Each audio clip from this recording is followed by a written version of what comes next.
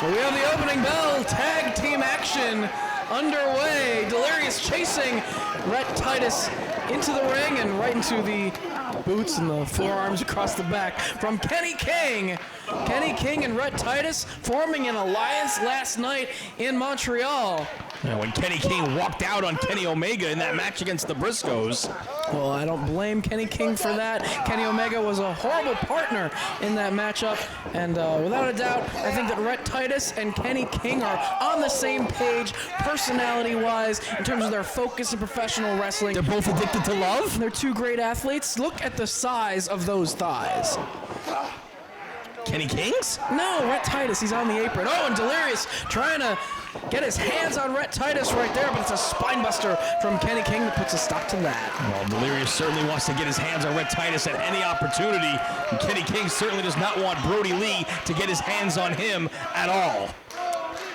Entering the booth, Lenny Leonard, we are joined once again, after being graced with his presence last night, Nigel McGuinness, the ROH World Champion. Yay! Nice to see you, Mr. Prazer.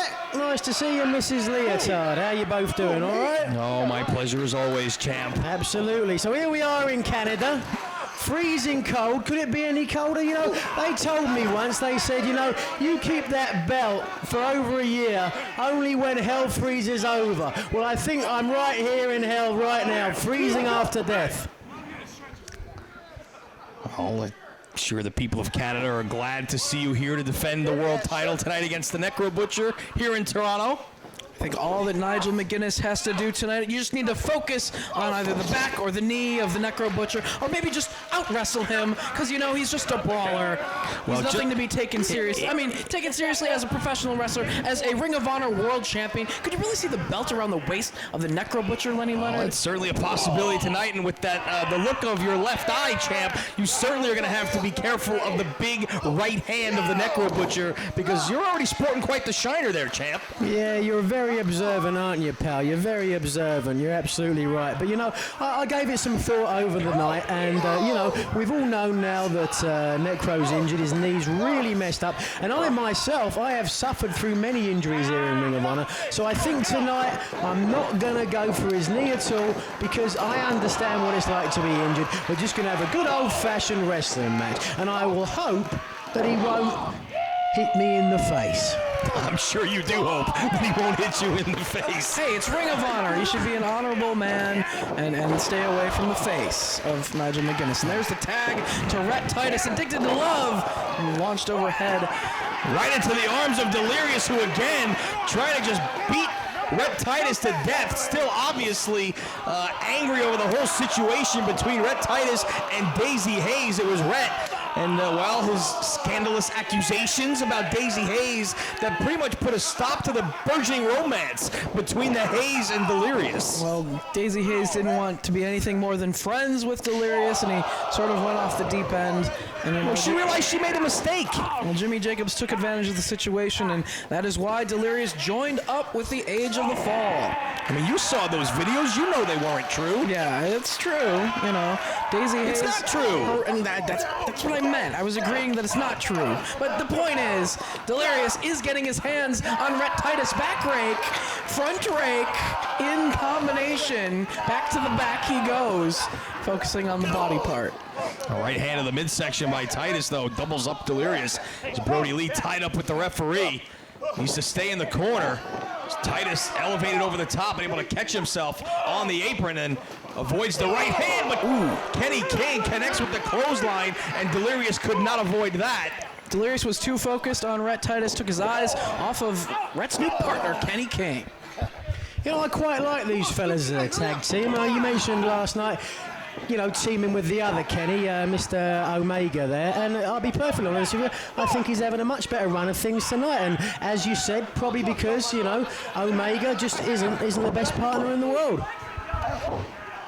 I think that Rhett Titus has proven himself as a great athlete, though he did destroy the reputation of one Daisy Hayes through his accusations and sort of destroyed Delirious in the process.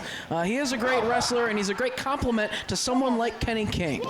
Now, I don't know about destroying her reputation. As far as I'm concerned, he made her reputation. Oh, come on now. It was not true. Well,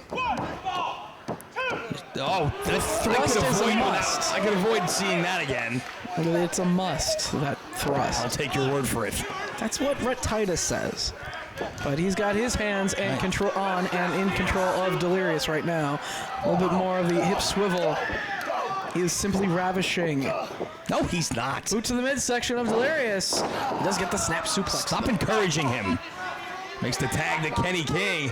Stomping away on the face of Delirious. And I got to give King and Titus credit, however. They've done a good job of eliminating the monster Brodie Lee and keeping him on the outside of the ring while they work over Delirious.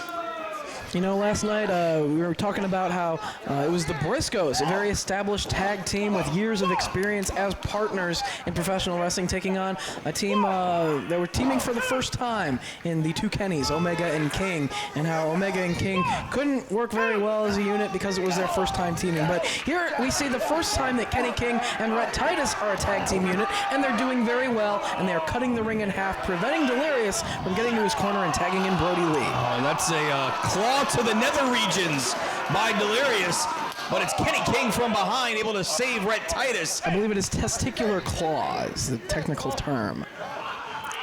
But he did tag out, and we have Kenny King in there, dishing out the punishment to Delirious. Well, I think part of the ability for King and Titus to look so good as a team, great Pele kick right there to the top of the head by Kenny King, hooks the leg, but Brodie Lee in to break it up is Delirious and Brodie Lee are a relatively new team as well. Brodie Lee just joining the Age of the Fall within the last month, so not a lot of time for Delirious and Lee to get much continuity as a tag team themselves. Yeah, but we are seeing some good teamwork. Rhett Titus and Kenny King are on the same page, unlike what we saw last night with Kenny Omega. And right now, Delirious putting on the brakes, delivers the boot. Oh, yeah, able to avoid the clothesline that time and connect with one of his own, and then makes the tag to Brodie Lee. Looked like he was stealing some of Nigel's thunder right there with those lariats. But it is Brodie Lee going to town on both Rhett Titus and Kenny King. Nigel doesn't do too many lariats. Thank God you're paying attention at last. Now you're trying to kiss his ass, Lenny. Big elbow right into the face. Ooh, and takes him down. Just took his head off. Modified lariat of his own from Brodie Lee. Delivers the big boot to Kenny King as well. And plants him into the center of the ring. Well, that spinning slam, very effective cover. But Kenny King gets the shoulder up. Hand it to Kenny King. He was able to kick out of that. And Delirious makes the tag as Brodie Lee and Kenny King on the outside as Delirious just wants to get his hands on Rhett Titus one more time. Lefts and rights to the head as King sends Brodie Lee into the post. Damage done right there to Brodie Lee. Oh, not too much though. Here comes Brodie. Big boot, nobody home. Oh, great athleticism shown by Kenny King. Oh, but he turned his back to Delirious, who's back on his feet. And plants him. Not following up, though. He's looking around maybe for Rhett Titus. He does follow up with a panic attack to the side of the head with the running knee. But you know that Delirious, always in his mind, is Rhett Titus. You gotta wonder if he's entirely focused on the match at hand.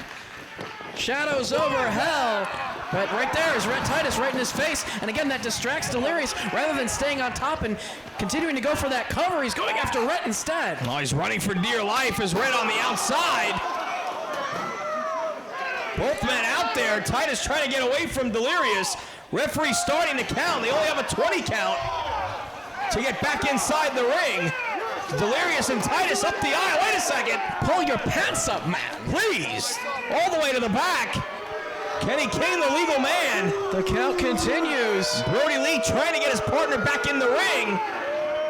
As Todd Sinclair continues to count here. Some of these wrestlers here on the ROH roster need to get used to the fact that we have a 20 count on the floor now. New rules instituted this weekend here in Canada. And Todd Sinclair administering that count.